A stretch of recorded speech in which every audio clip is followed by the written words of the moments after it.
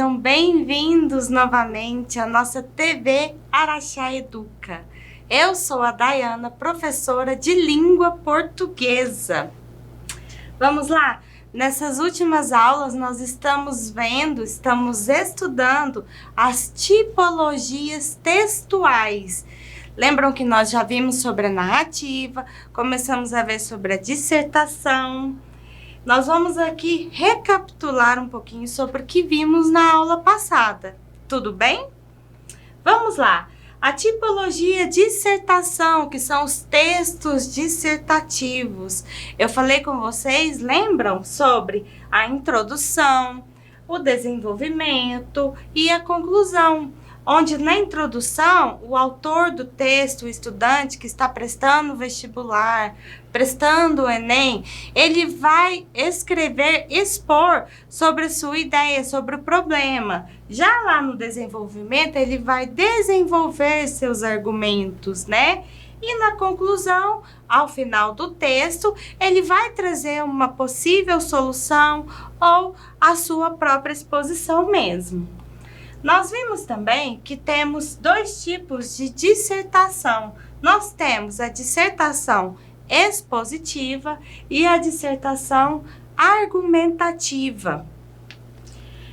Vimos também que o expositivo, texto expositivo, né, visa apenas informar o leitor sobre o tema, ou seja, o texto expositivo, ele expõe as ideias, né? Expõe informações, expõe números, estatísticas, não é verdade? Já o argumentativo propõe-se a defender, né? O autor propõe-se a defender um ponto de vista sobre o assunto, ou seja, ele vai defender o seu ponto de vista, como aquele problema pode ser resolvido, ou trazendo as conclusões de um problema resolvido conforme o seu ponto de vista. E nós veremos agora sobre a dissertação, sobre essa tipologia dissertação, nós veremos as características e alguns aspectos mais relevantes que devemos observar ao escrever uma redação. Uma das características, né, algumas das características da dissertação expositiva, né, na categoria expositiva, o autor do texto apenas apresenta o seu ponto de vista sobre o assunto, sem o propósito de convencer, ou seja, ele vai expor suas ideias, expor informações, expor estatísticas, sem apresentar uma solução ou um ponto de vista dele sobre o assunto tratado, certo?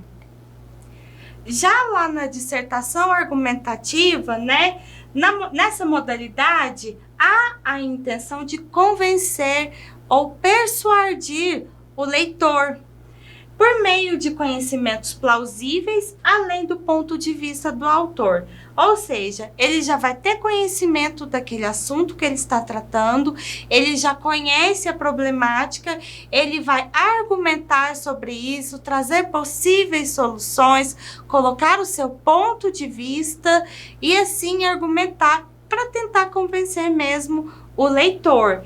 Diferente da expositiva, que só expõe, só coloca, só mostra, né, a problemática, as estatísticas, não. O argumentativo vai tentar solucionar, certo?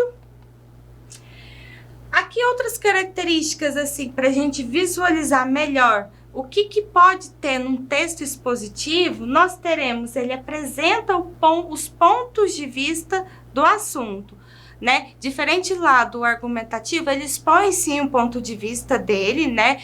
E só que ele vai persuadir, ele vai argumentar sobre ele. Já o expositivo só vai mostrar.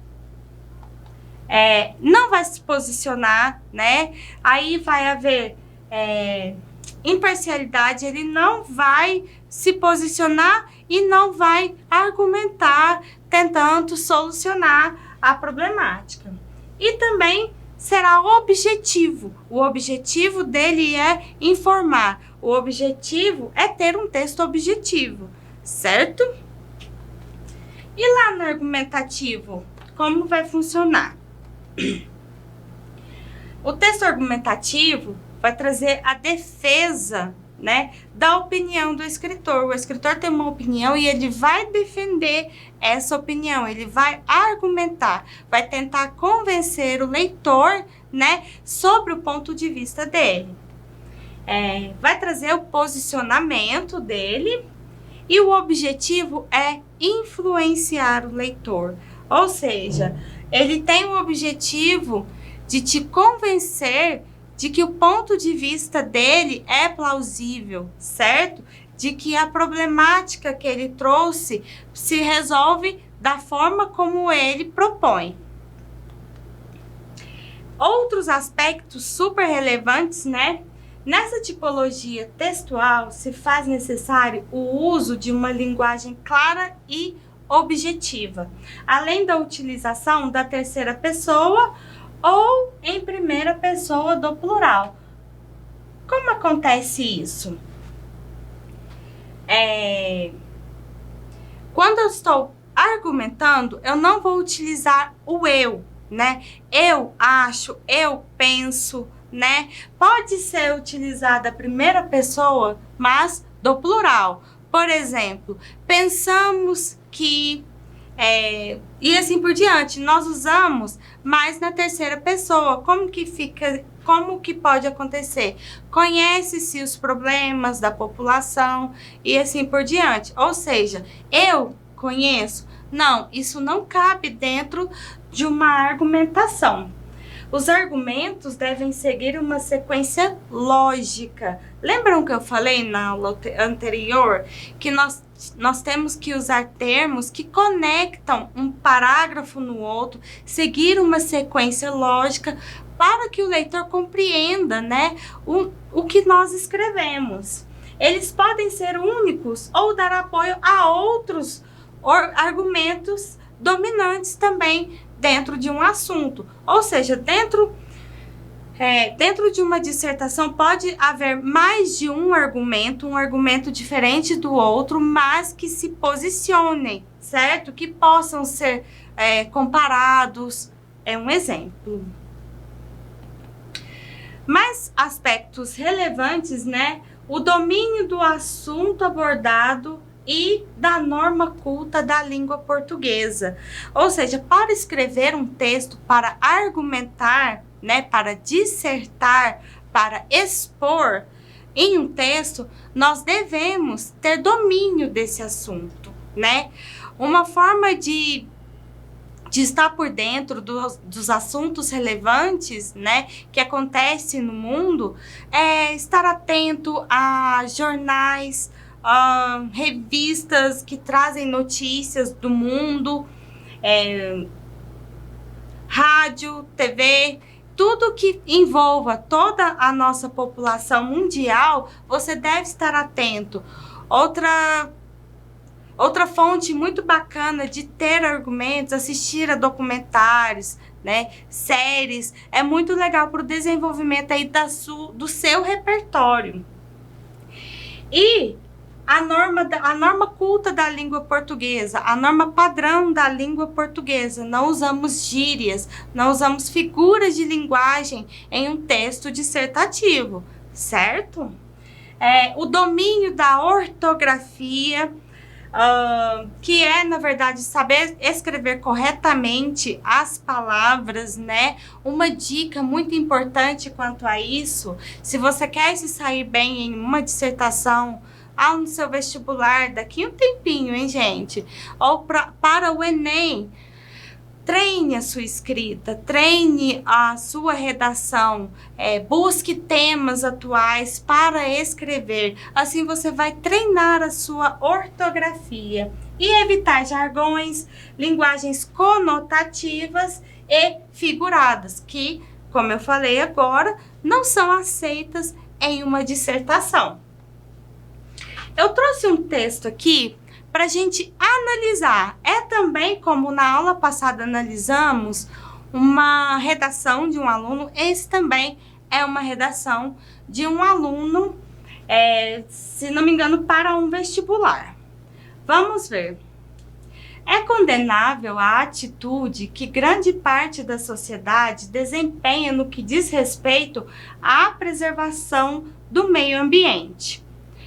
Apesar dos inúmeros desastres ecológicos que ocorrem com demasiada frequência, a população continua cega. E o pior é que essa cegueira é por opção. Não sou especialista no assunto, mas não é preciso que o seja para perceber que o planeta não anda bem. Tsunamis, terremotos, derretimento de geleiras, entre outros fenômenos, assustam a população terrestre, principalmente nos países desenvolvidos, maiores poluidores do planeta. Seria isso mera coincidência? Ou talvez a mais clara resposta da natureza contra o descaso com o futuro da Terra? Acredito na segunda opção. Enquanto o homem, imbuído de ganância, se empenha numa busca frenética pelo progresso, o tempo passa e a situação adquire proporções alarmantes. Onde está o tal desenvolvimento sustentável que é, ou era, primordial? Eu trouxe esse texto porque eu gostaria de analisar com vocês, né? Perceberam que o título do texto já impacta, né? A gente já percebe que é um texto que vai trazer uma abordagem que pode ser polêmica, não é verdade? E daí nós, com a avançada leitura, né? Vocês, meus alunos, já percebem aí alguns erros, né? Quando se pede uma sequência dissertativa. Por exemplo, a população continua cega, entre aspas. Vimos anteriormente que não devemos usar linguagem figurada em uma dissertação, não é mesmo? E ainda continua, né? E o pior é que essa cegueira é por opção. Ele falou alguma mentira? Não, mas não utilizamos uma figura de linguagem, não usamos conotação em uma dissertação. Não sou especialista no assunto, olha só. Não sou o eu, a primeira pessoa. Não utilizamos isso. Ainda mais, ele pode colocar que é o ponto de vista dele, mas ele não deve utilizar a primeira pessoa. Certo? Mas não é preciso que seja para perceber. E outra coisa, as questões, né? Os questionamentos. O texto dissertativo, ele é para expor algo, por exemplo, ele expôs aí os problemas que tem, né? Do mundo, do planeta, do meio ambiente, ele expôs isso tudo, mas não trouxe uma problemática, ele trouxe mais questionamentos, né? Então, nós temos aí alguns, além de não estar dividido, né, como deveria estar em parágrafos, como eu falei com vocês, a introdução, o desenvolvimento e a conclusão. Perceberam? Bom, então é isso, pessoal. Aqui, às vezes, as pessoas ficam com um pouquinho de dúvida. Isso aqui são as fontes de onde tiramos as imagens, alguns textos, né? Para trabalhar nas nossas aulas. Bons estudos para vocês. Eu vejo vocês na próxima aula.